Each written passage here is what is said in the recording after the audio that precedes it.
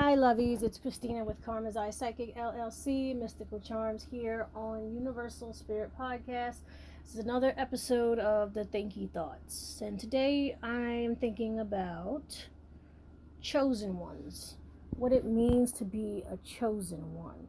Now, I am very skeptical with the whole idea of a chosen one because it almost sounds like, yeah, you're supposed to have, main character energy in your particular life, but it also kind of insinuates that you're supposed to be the main character in somebody else's life because you are, I guess, a chosen one. And my question has always been, who decides who's a chosen one? Like, who decides what the criteria is to be quote unquote chosen? Like, who chooses you, right? Like, is it God? Is it the universe? Is it yourself?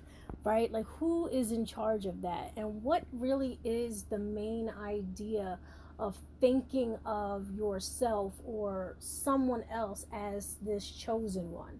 Because my thing is, like, is there a specific mission that you're supposed to accomplish while you're here? Because it kind of debunks the whole idea of that we are just here to live. We are just here to do, whatever we really want to do, right? Because I'm not sure if we're meant to do things.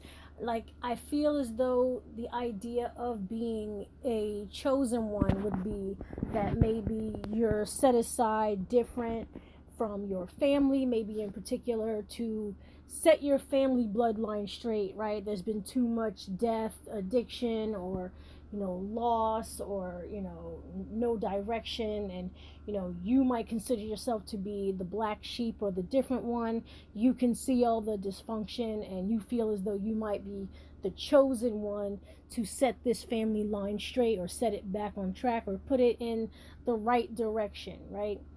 Only because the people that you might see as being, disturbed or, inconsistent or just negative, I feel as though it takes away from their value, right? With people you see stumbling or people who are, not quite getting their life together, right? Because to label yourself as a chosen one, you would have to assume that your life is more put together than others, right? Whether or not you are, richer or more popular, or all the things that you go down the list of what we consider to be a chosen person. People who don't quite have their life together, it would almost seem like that would take away from their value. It's almost like you're, I don't know, like getting in the way maybe of their purpose, and even their karma, right? Some people do feel as though, they're just put on this earth, like they don't want to work, right? They don't want to take care of children. They don't really want to do anything. They don't want to do much of anything, and they don't want to be useful to other people. That is not, in my opinion, that is not a bad thing, because I can be very self-serving most of the time. So I could totally understand why somebody would feel as though, like, I was not put on this planet to serve others. I'm not put on this planet to do anything for anybody other than myself, right? And I really hope it's making sense, because I've always struggled with the notion of this person being a chosen one and this person's not a chosen one. Like, how do you know? Only because the idea of being a quote unquote chosen one, again, who chooses you, right? And I feel as though that kind of causes a little bit of an ego trip, and also could cause animosity towards somebody who feels as though they might not be a chosen one, compared to you, or compared to whoever. And it would be almost like people would try to, I don't know, fake being a chosen one, or then put their own definition of what a chosen one is, right? So now it becomes less of a celestial decision. Now it's more on a surface level, man-made level, right? Because you could argue that being a chosen one means that you're popular, or you're beautiful, and everybody wants to be around you, and you're magnetic, and people like you. Like, people consider that to be a chosen one. As I said before, a chosen one in general terms, right, in the spiritual community, could be that the universe or God or whoever picked you in particular for some specific mission. Now, I'm not trying to undermine a person's mission, right? I'm not trying to undermine that at all. I'm really confused by this idea, because when we go through things in life, especially when there are bad things happening to us and we're falling and we fail, and this is going on, you would almost feel as though like you wouldn't be a chosen person.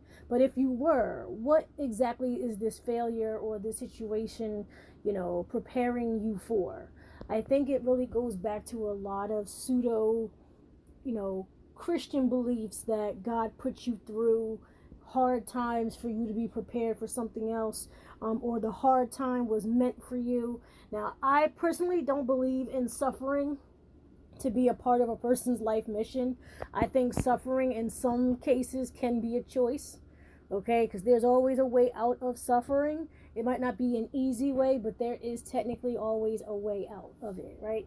So I would think that a greater purpose would eventually reveal itself to you, right? Like, after a lot of, I guess, suffering and hardships and stuff like that, that you would pretty much see a pattern of what it is you're meant to do, right? Because I don't truly believe that what you're meant to do would put you through so much suffering. I feel as though, like, once you realize how you're suffering and you get out of that, I feel as though then that's when you find like your real life purpose and direction, right? Because I'm not saying that suffering and hardships will stop. Obviously, you'd be able to attack them better, but that would come with, obviously maturity, definitely growing and expanding, and evolving, right? So I feel as though we are meant to evolve in some kind of way, but I do kind of want to, like, put limits on this superiority idea of being a chosen one. Because a lot of people, I mean, not just social media, but also out in the world, okay, just bumping into them random places, who have this chosen one mentality.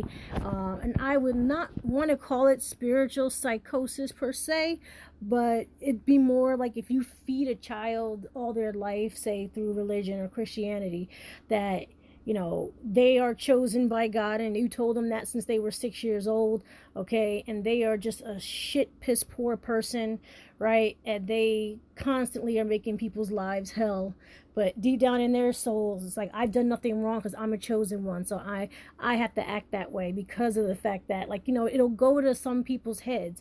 And I don't know if that in religion is purposely meant to turn innocent children into shitty people, because I'm not gonna lie, it works. Like, it totally works, because there's a lot of shitty people walking around who grew up in Christianity, who are doing the most shittiest things and making people feel worse and feel bad, or just putting up obstacles for people because they feel as though, well, I'm chosen, so I have to choose to put people through what I've been through, for them to get the same message that I got. And I know I'm rambling on, but that's why it's called the Thinky thoughts. Okay, it's not an organized thought. Okay, it really is a scrambled, jumbled mess up there. But I was just wondering. I mean, the idea that I have of being a chosen one sounds a little too far up the ego, in my opinion. Right? It just feels as though, like, it kind of gives a person more than just pride, but it's like, 'cause pride is not bad. Like, everybody should be proud of something, right? And everybody should be proud of themselves, period, right? But I would think that maybe a chosen one could also be humble enough, right, to then appear, or then to, just be able to coexist with everyone else that they think is not a chosen one, I guess. But wouldn't it be that we're all chosen to be here regardless of what our life's purposes are? Like, even if people are living for themselves, right? It's hard to watch people like go around hurting themselves, sure, but what if some people's life or soul contracts were to come and experience different relationships? And that's why one of your friends is always in and out with boyfriends and girlfriends and stuff like that. And maybe their life's purpose is to come and experience different types of relationships, right? Some people come here to know what it feels like to be rejected or to be accepted or this and that. Okay. I always put numerology in things like if you're a 1 life path or you're 11 life path, those are usually like considered to be the chosen people. Supposedly these are old souls that, return, and they choose to return. They come back willingly to learn something, or specifically, they want to accomplish something. Not everybody believes in that. Not everybody resonates with that. But just an idea, just a common thing that is passed along through a lot of astrologers when it comes to 11s, 22s, 33s, and 1 life paths and 9 life paths or whatever, that specific people come here and they choose to be here. Now, would that be considered a chosen one? Is it that the person or the soul made an eminent choice to be here? Did the soul choose itself or choose its path, right? Because is it that we're choosing our path, or someone is choosing the path for us? See, that's where the thinky thoughts get a little tangled up in the wires, and that's what I'm trying to unravel. And I really want to know what people think about this and what their ideas of a chosen one really is. If I even touched on anything that you could be thinking about, or possibly anything that you haven't thought about. And I would like to open up this conversation to a lot of stuff that even I haven't even thought about, because I know this is a very like wide range of possibilities, and it is something that has been on my mind lately, just because of the fact that I definitely think that we all should walk around with main character energy, but at the same time, to understand that not everybody wants to express that main character energy exactly the same way, right? This is assuming that a person goes around knowing they're a chosen one, and kind of has like the ego blast type kind of thing, right? Because why is it just a chosen one? Can it be like a chosen few? Can it be like a chosen group? You know what I mean? Like, it's got to be, to me, I feel like it needs to be more open than that. One just seems kind of restrictive. But anyway, I was just, that's just my thinky thought. So once again, I'll see you guys later here on Universal Spirit Podcast, and I'll see you in the next episode. Thanks for listening, lovies.